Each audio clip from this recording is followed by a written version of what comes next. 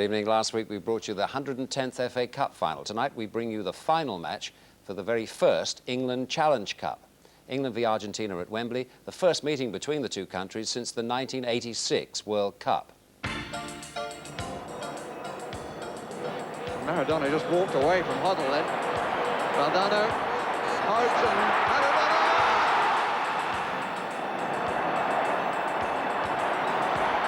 He has Burruchaga to his left and Valdano to his left. He won't need any of them. Oh, you have to say that's magnificent.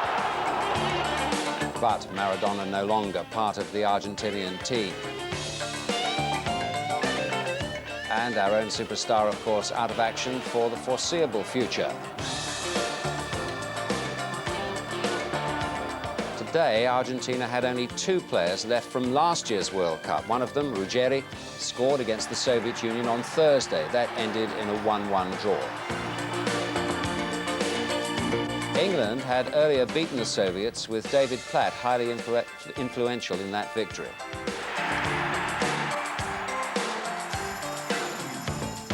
Today at Wembley, unusually, it was the band that seemed to have a mascot on parade.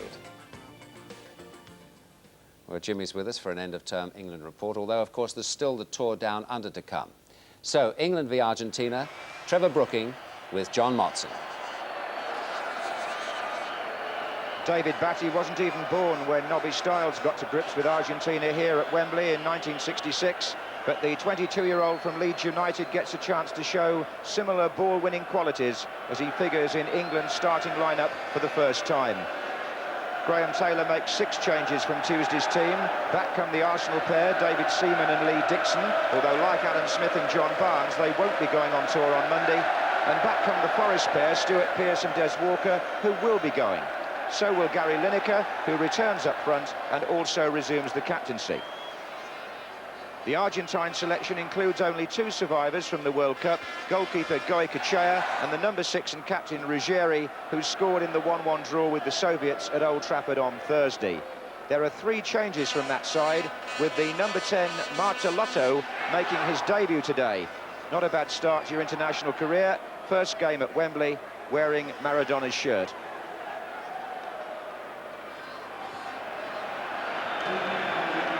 Referee Petrovic of Yugoslavia, the man who was in charge when England played Holland in the World Cup, and ruled out that last-minute shot by Stuart Pearce because the free kick was indirect. Argentina in stripes, playing at Wembley, where they've never won.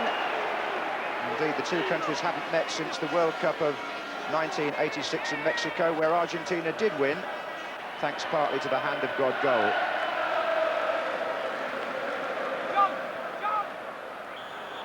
Foul by Gamboa on Barnes.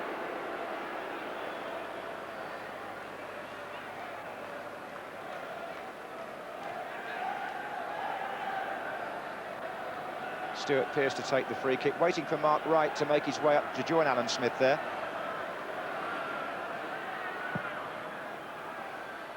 That was Wright's header.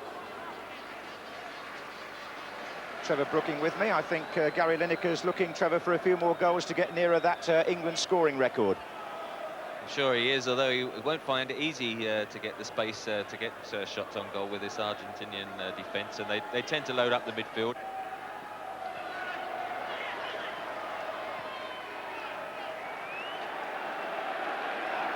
Batty's certainly seeing plenty of the ball in this first few minutes, which will be no doubt good for his confidence. Here's Jeff Thomas. Graham Taylor making the point that Batty is a good continuity player. He gets a lot of little passes in as the play moves forward from the midfield. Pearce. Lineker. It's going to be a corner to England. It was the central defender there with the moustache, Vasquez, wearing number 2. He felt he was fouled by Lineker, but the referee said corner. And Batty will now take that from the left-hand side. Given that responsibility to swing the ball in, he's got Barnes and Mark Wright in near-post positions, but he hasn't found them. It was away by Boldrini. Here's Lineker. Barnes. Thomas in there. Corner again. Super little drag back by John Barnes just to give him a yard of space in order to curl the cross. Just shows you don't have to beat players, just give yourself an opening to get the cross in.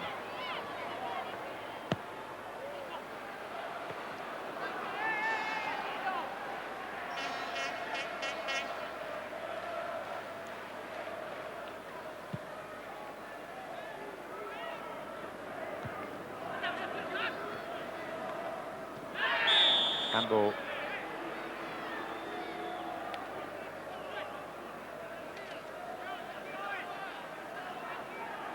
England just need a draw here today to carry off this Challenge Cup in the three-cornered competition, having defeated the Soviet Union and the two other teams having drawn on Thursday. That was Gamboa for Argentina, who therefore have to win. This is Garcia, offside. Number 10 there, Martelotto, making the run for Garcia. This is Dixon. Smith.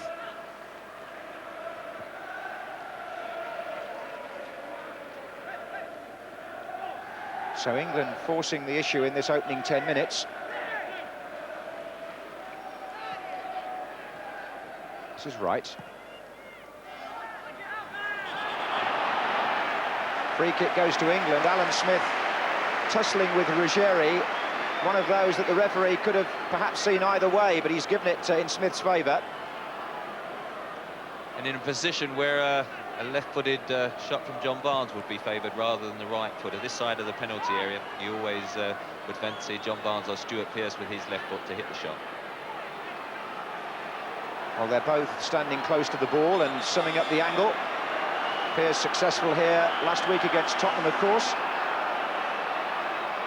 But no attackers in the wall this time to push anybody out of the way.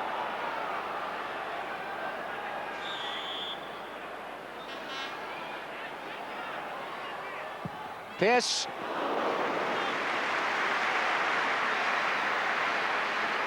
Didn't quite catch the shot, Stuart Pearce, because in all honesty, it was an awful wall. You see the gap between the wall and they've jumped, and it kept it on the floor. And just fortunately for Gorkachi, it happened to go straight to him because could easily have gone in the near post. A bad wall by the Argentinians.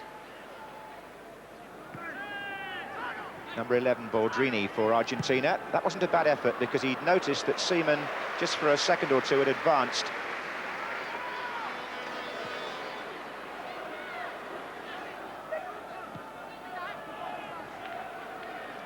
Lineker. Pearce. That's Smith, and here comes David Platt from midfield. Smith again, and Dixon made a good run from the right, and a good effort by the Arsenal fullback. It was a good build-up, best move so far, and it was Dixon's run that was the end product, because without him getting forward like that, there was no way out down that side. There it is, knocked back. Alan Smith plays. Dixon always looks for him playing together at club level, and he just pulled his shot across the face of the goal. That wasn't a cross, that was a shot. Forward there by Enrique. Des Walker across. This is Baldrini, and it was his foul.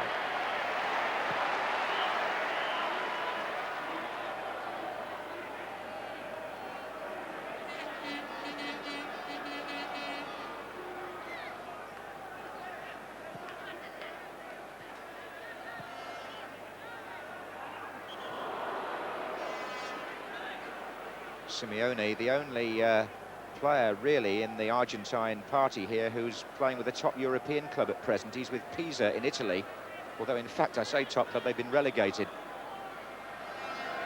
Pearce takes the free kick. Oh, Lineker was left alone and scored. They never marked him. And the England captain puts his side ahead with his 40th international goal. Stuart Pearce drives the free kick. It goes deep beyond Smith and his marker, and Lineker has got away from Ruggieri, and it's 1-0 to England.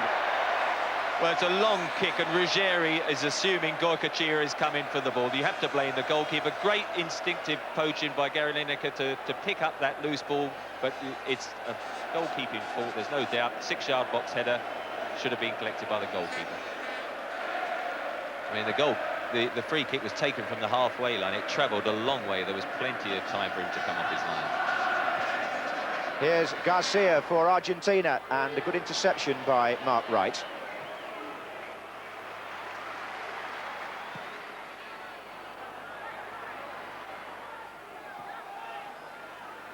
And Lineker with Barnes going down the right, but he was covered. This is Franco, number 8. Good challenge by Jeff Thomas, and Alan Smith again, a lovely pass across to Platt.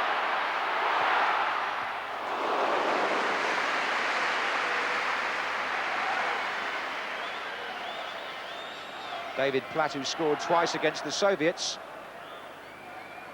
Bit of a bobbler, that one. Good to see David Platt getting into those situations, because he is such a good finisher from the edge of the penalty area, and to have a midfield player who's scoring so regularly is a terrific boost for the national team. Garcia. Enrique in space, the left back.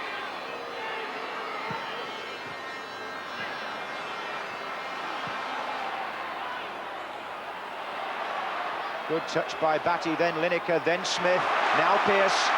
England moving well. There's some space on this side, and Smith has seen it now. He's in the gap. Pearce goes on. Shot blocked by Gamboa. And as it breaks out, Argentina have a man over, but Des Walker and David Seaman between them sorting that out. Argentina, like England, changed their coach after the World Cup, and Alpio Basile took over from Carlos Bilardo, and he, like Graham Taylor, is unbeaten so far in his time in charge. You may have read that Caniggia was going to play today. In fact, he isn't even with the party over here in England. He's at the moment conducting a transfer between 2 Italian clubs, so the fair-haired striker from the World Cup was never in contention for this game. And of course, most of the other World Cup players are either playing in Europe or they've finished their international careers. In the case of Maradona, that's certainly the case. Suspended worldwide for his involvement in drugs. Here's Smith. Ball in by Barnes, offside, flags up. That I don't think would have mattered. Lineker, who was Graham Taylor probably realising that that wouldn't have been a goal. Lineker, who last week in the cup final put one in the net and found the flag was up for offside. Well, had he put that one in, the same thing would have resulted.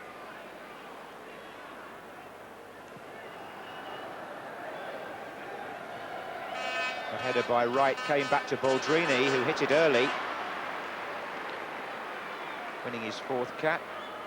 Plays for the Newell's Old Boys Club at Rosario, one of the venues for the World Cup back in 1978.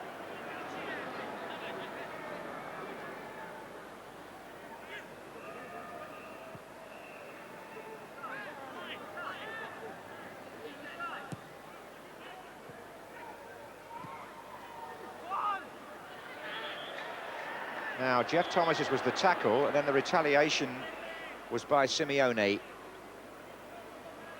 It was a foul, but player on the ground certainly kicked back. Fairly low-key half this, 5 minutes to the interval. England deserved to be a goal up. If their crossing had been a little bit better, it might have been more than one. That's a forward ball by Gamboa, off Pearce's head. Garcia.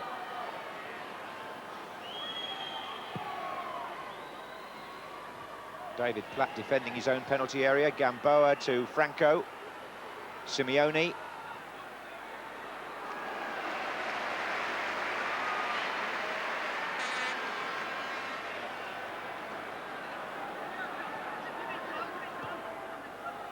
And John Barnes. Basualdo is the defender in front of him. He's come inside him. Good effort by Barnes, touched away. Corner. Magnificent shot by John Barnes and a wonderful save. Credit to Goicoechea. Comes in on the inside of his right foot and curls it deliberately towards the top corner, and at full stretch, great save. So Goicoechea perhaps redeeming himself slightly for being flat-footed on the goal. And now it's a corner for which Barnes and Wright take up their near post positions.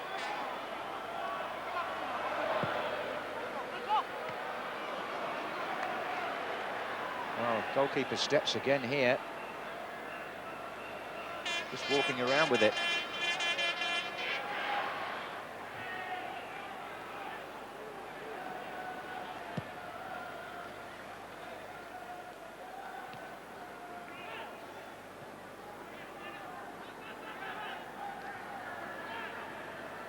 Foul, was it? Well, play on anyway. England have the ball. It's Barnes.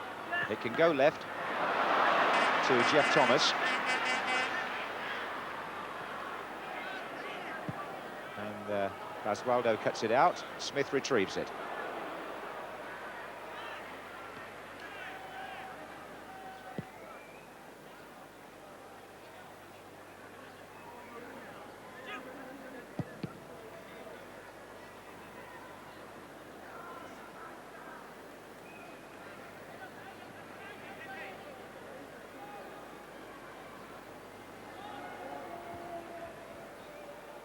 Barnes. Oh, that's a classic piece of South American obstruction by Vasquez. Just stood in the way. And it's a pity because John Barnes was threatening to go straight for goal there.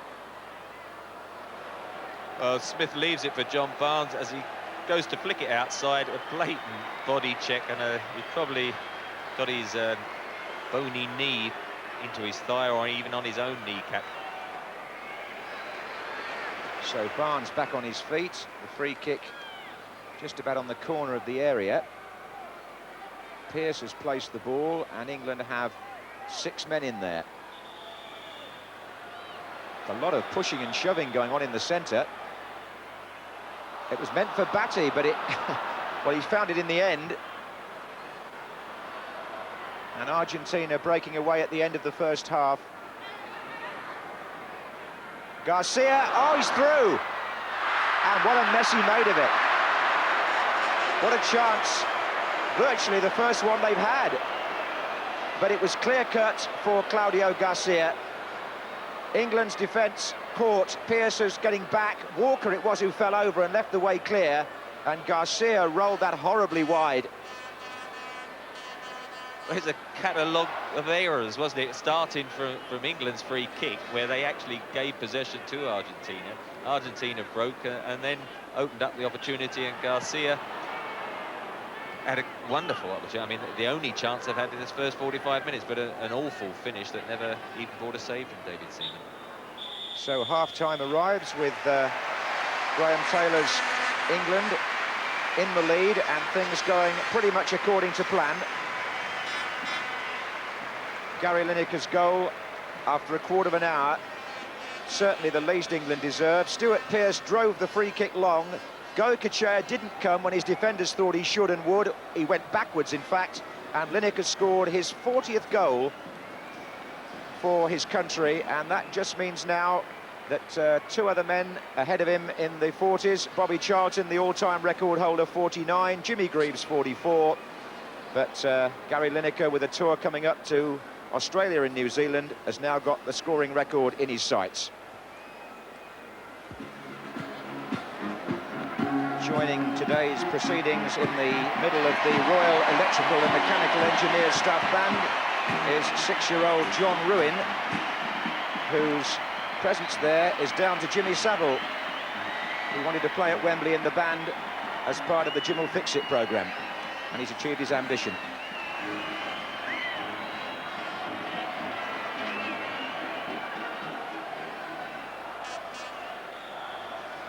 This match by far the best attended of the 3 in this triangular tournament. The official Wembley crowd figure this afternoon, 44,497.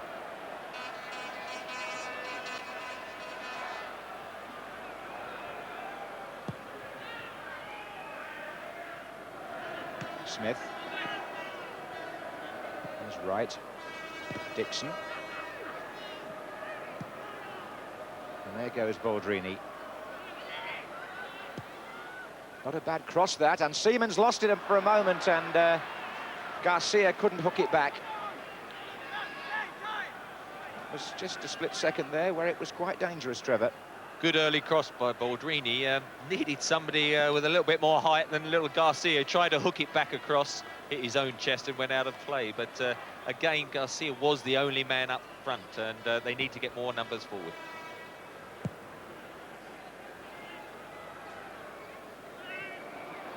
Of course, the last team to win at Wembley against England were a South American nation. Uruguay had a victory here just before the World Cup finals. Here's number 10, Martelotto. Away by Pearce. Touched by Smith. David Platt following up. And Smith looked to his left and had to check until he could see Pearce. Platt. Barnes.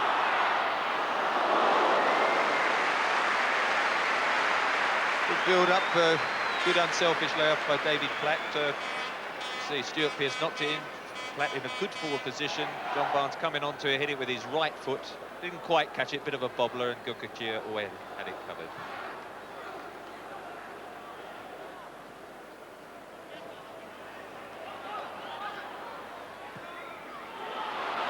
Here's Jeff Thomas.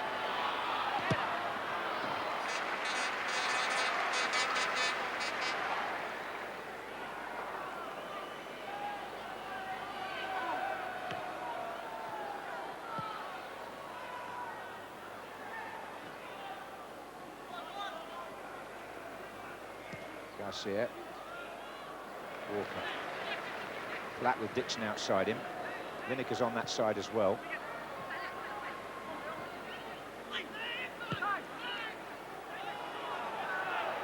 Batty. Thomas. Pearce. Oh, and David Platt came in there in front of the defender and scored a quite superb goal. Well, what a growing talent at international level this player is. That was an absolutely super appreciation of the game. Stuart Pearce was down the left-hand side, the ball floated in, but look where Platt came from, right across Lineker, right across the defender, and a lovely finish, clipped in for one of the best international goals I would think England have scored this season. It's the build-up from Stuart Pearce, Trevor, and David Platt just stretched and got it, didn't he?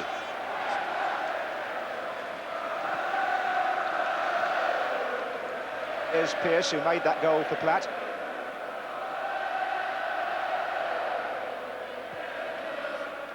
And this time, he's found Batty. And Pearce has gone for the return!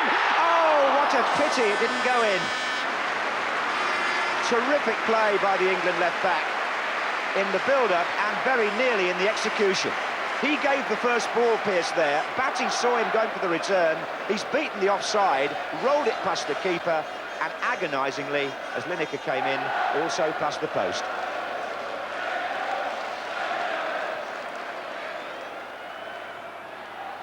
Enrique to Simeone.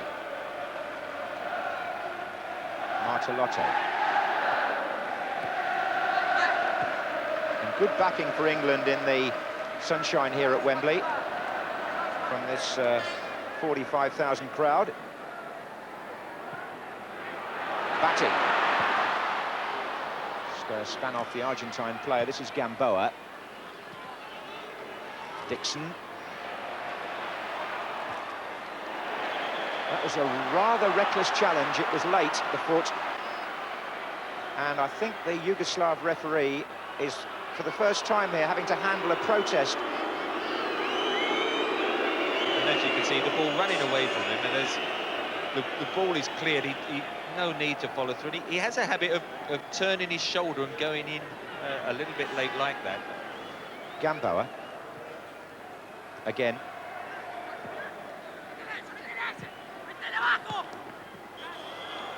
It's a free kick. Well, there were two fouls. The first one was on David Platt, the second one on Gary Lineker. Now, the referee has penalised the first one, quite rightly, and Argentina want to make a substitution. Wearing the number 10 shirt is obviously going to be onerous for anybody that follows, and Martelotto is being replaced. Another one of the Ponydale Brigade, number 17, Antonio Mohamed, who scored against Uruguay in the first match after the World Cup.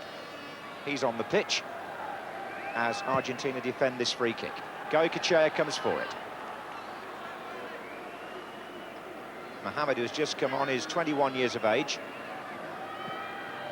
and gets into the match straight away. An hour gone as Pearce finds Lineker, and Pearce continues his run again.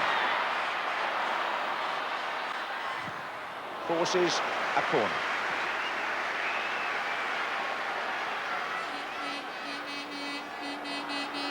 This is Batty, Barnes, Lineker. And Pearce stayed off the pitch there, because had he come back on, he would have been offside. But the Nottingham Forest contingent, 5 of them in all, are going on the tour on Monday.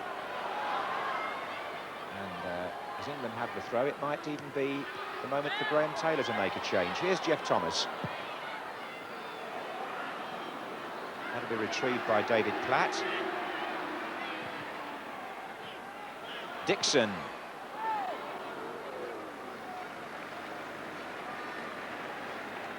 Well, I think they've played very well up to now. John Barnes there, I think, if you remember, just got a knock before half-time. Nigel Clough could have a welcome opportunity just to see if he can have an influence. Nice time to come on with the side 2-0 up and playing well. It's Des Walker with the header, and then Smith. Now Thomas. And it's Pearce. Having a good second half, the Nottingham Forest captain. Now the tackles are beginning to test the referee's patience a little. Argentinians putting in their feet when the ball is gone. So as the crowd pick up the England chant, it's Pearce to take the free kick. Here's Clough, here's Lineker, and that's Platt.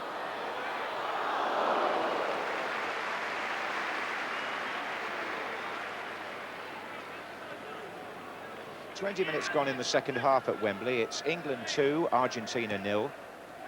A result which would ensure England get their hands on this Challenge Cup. Gamboa. That's played on by Mohamed, and there he is again. And it's a corner now to Argentina. Another poor cross. The one feature of the game is the quality of the crossing hasn't been good. Corner to Argentina. Oh, and the number 7 scored. Garcia. It was such an easy goal, really. The near post corner, and England not defending that terribly well.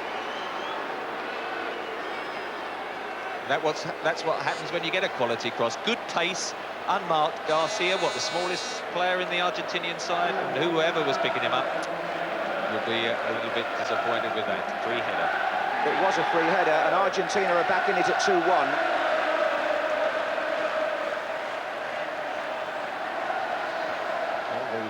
Overseas footballers take a great pride in playing at Wembley. Indeed, to score at Wembley is always regarded as a feather in the cap of any overseas player. I was just trying to think when Garcia put that one in, but here's Basualdo in the meantime about the last goal they scored here, and I would imagine you'd need to go back to the Passarella penalty when England won here in a friendly, and before that maybe Mario Kempes. Anyway, it's a free kick now to the South Americans, and it's in by Mohamed, and England find themselves now not quite as much in control as they were a few minutes ago.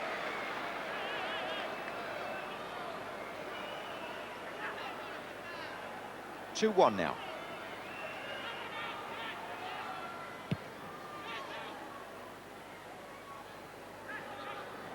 Batty, Clough, Dixon, Lineker, Batty again.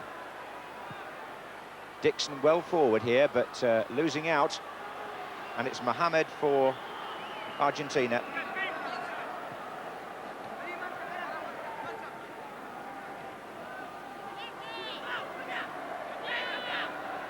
Since the number 17 came on, they've played with a bit more verve.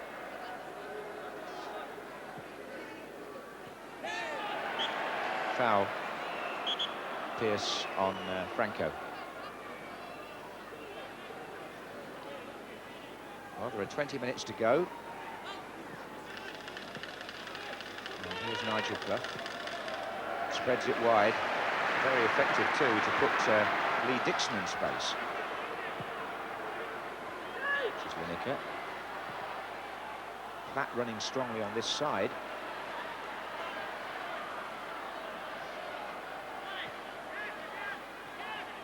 Jeff Thomas.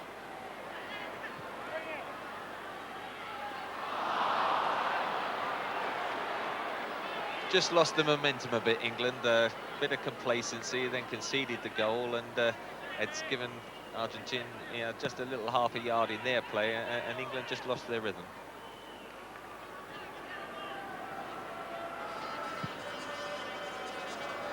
Baldrini chasing this with Walker.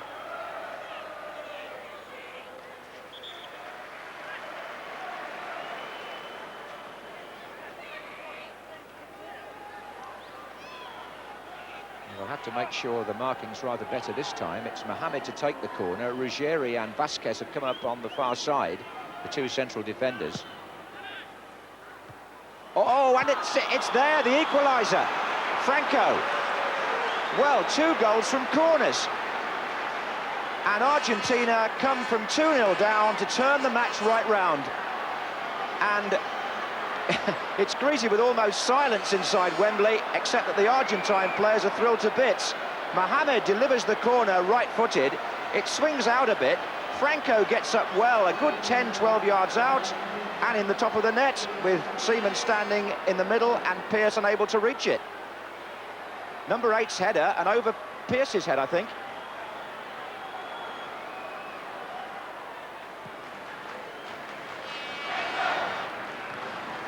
In fact, that's the 5th match out of 6 that Franco has scored in under the new manager. He's had a terrific record since he came into the side. And now that trip on the far side has caused the Argentines to surround the referee again, Mark Wright. Now we have one of those moments of South American irritation which tests every referee. Well, almost a mini reminder of Ratin in 1966 here, as the captain goes to gesticulate and to complain. What happened here was that with England still recovering from the goal, Mark Wright took the number 7, quite unforgivably in my opinion. It's a bad foul, that, and if it had been done on an England player by a South American, we'd all be squealing. So it's 2-2 now in this international, and Argentina, who looked so toothless in the first half, have scored twice in 6 minutes to come back from 2-0 down. Both goals, almost a carbon copy, the second one, both goals from corners, and both virtually unchallenged headers.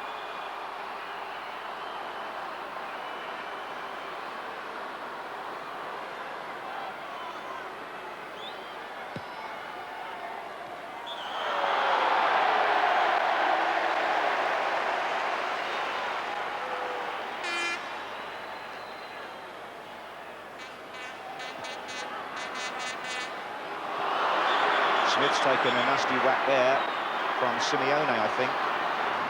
Sometimes you think referees can't win. In the World Cup, they were accused of showing too many cards. And then in a match like this, where we've seen 1 or 2 highly questionable challenges, I mean, that, by the number 6, Ruggieri, is quite cynical.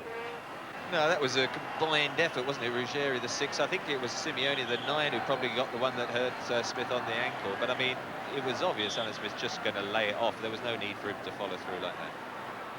Jeff Thomas striking one with his left foot.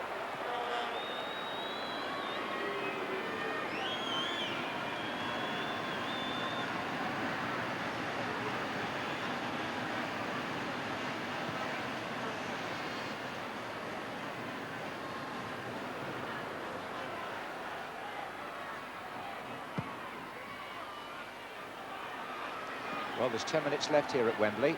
There's no question of any extra time today, so Whoops. That's Batty and Vasquez.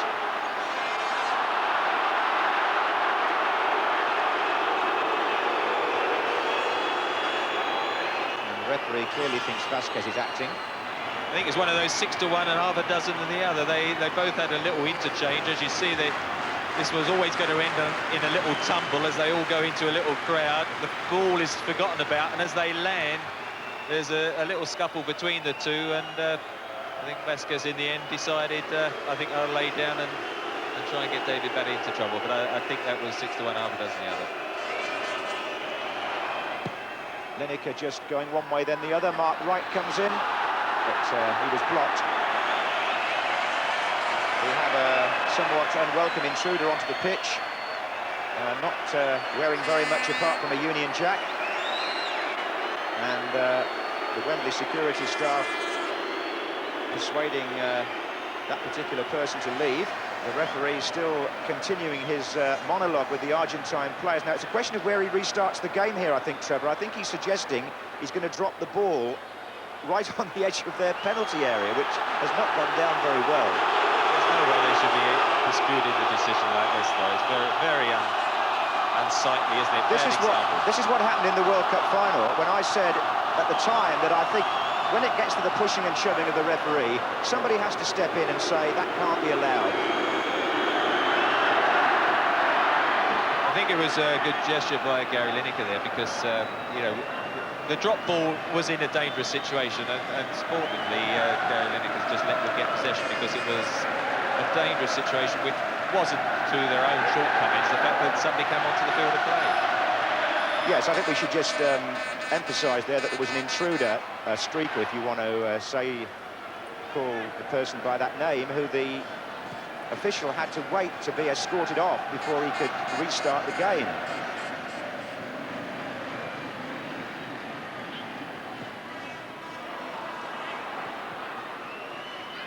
Batty. Last minute now here at Wembley. David Batty, who's had an energetic 90 minutes, his first for England. Oh, that's bad. That's Garcia on Dixon. Now the referee decides to bring out the card in the 90th minute. My own view is that there were two tacklers that should have had a card before this, but maybe it's a case of bolting the door. But Garcia has got no complaint, surely. Forward by Batty to Clough.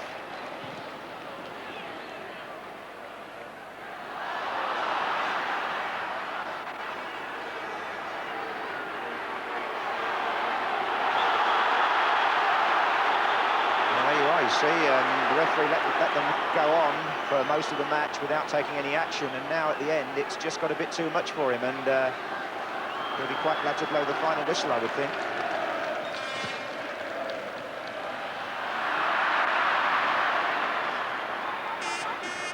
Well, it's never dull when a South American team comes to Wembley, and this match has certainly had its moments one way or another. England led by 2-0, and Argentina came back to draw 2-2, which means that England win the Challenge Cup by virtue of collecting 3 points from the 2 games, and it means that England are still unbeaten under Graham Taylor, and that Argentina are still unbeaten under Alfio Basile.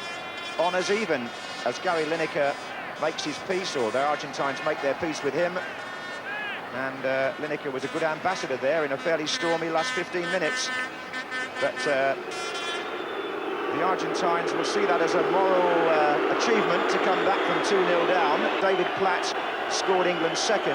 Really, it should have been a springboard after Lineker's first goal for England to have gone on and won. But the two players, Garcia and Franco, with the long hair, who headed the goals from corners, made sure in the end that Argentina came away from Wembley with something to show for their efforts.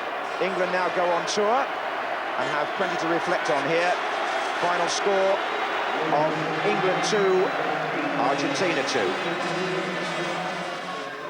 Gary, your first trophy that you've actually held up? I think so, yes. Certainly for England. I've held them up before, but after the captain's done so. But it's nice to win. It's just a little bit disappointing that we let a 2-goal lead slip. down to something that we're always so good at, which is defending set pieces. I mean, it's our first, or my first period time as a manager, managing against South American opposition. Interesting. But I was very, very pleased with the team's performance today, even though we threw the win away. But very pleasing. I suppose the message is beware corners.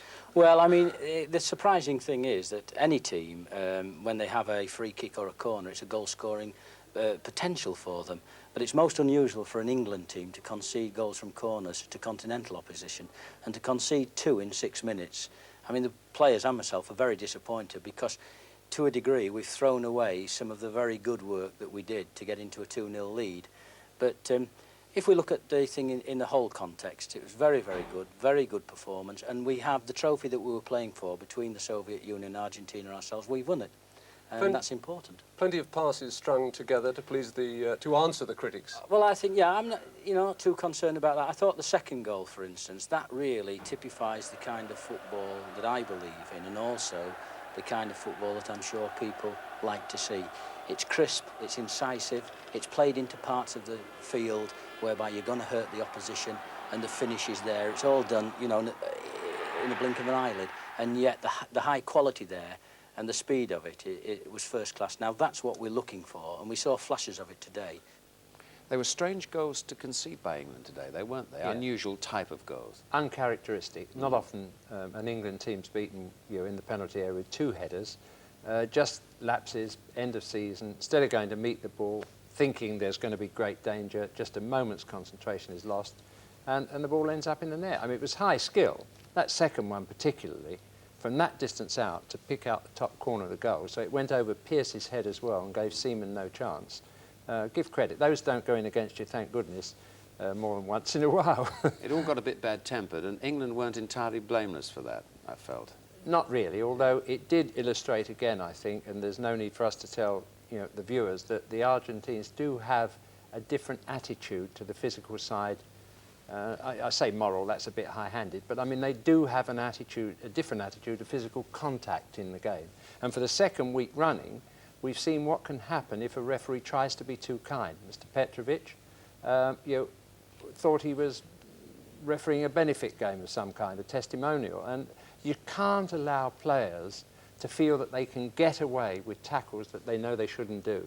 If you do that, you're storing up trouble for yourself later in the game. I mean, when we started to mix it just a little bit with them, they're better at it than we are. I mean, you saw they don't wait for the 1, don't they? They don't wait for the referee, to come to their aid. They say, well, if it's going to be a physical game, let's have a go. And we all saw that happen. Great pity, because there's a lot of skill there too. Yeah. Graham Taylor's obviously quite happy. He has a right to be, doesn't he? An unbeaten run as England manager. How do you see the England position? Do you see it as healthy still? He's gradually working himself into a situation with his team, solving a problem, making his mind up almost every time an England team plays. I mean, if you want to look at newspaper headlines that it's either brilliant or it's hopeless, well, you'll never understand what he's trying to do.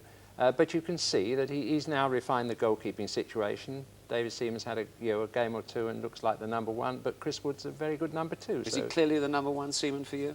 I would think so. I mean, I can't guess what's in Graham Taylor's mind, but that would be in my mind. But they're 2 very good goalkeepers. But Seaman is something special, and he's got over his mistake, hopefully. And what about the back 4? I mean, the Nottingham Forest pair are outstanding, aren't they? Superb. The 1 or 2 lapses today, though.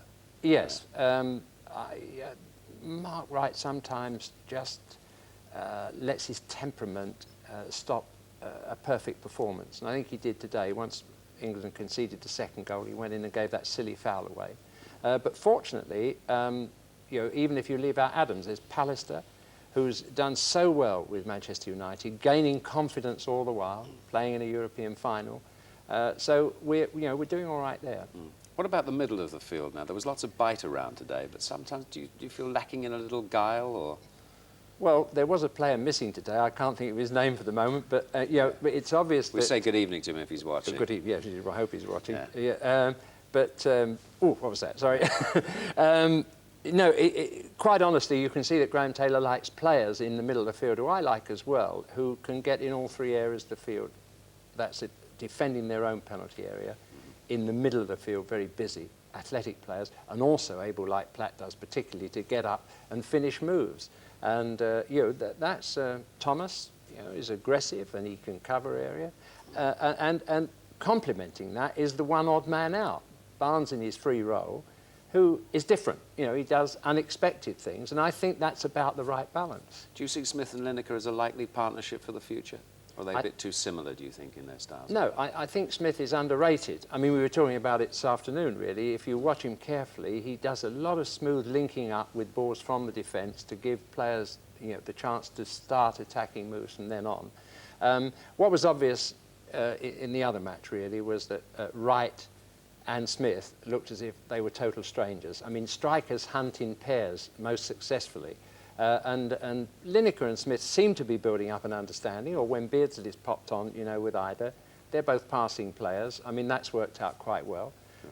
So, yeah, not bad you know, without let's do dramatics. what the newspapers do. Let's give marks out of 10 for Graham Taylor. How many marks do you think he's got so far in his reign? Well, we want to see our internationals, don't we? We need the tickets. 10 out of 10, I'd say, without any doubt at all. And I mean, that's not favouring him, of course. Well, the England squad leave for Australia on Monday. They play there, then twice in New Zealand and once in Malaysia. Coverage of those games on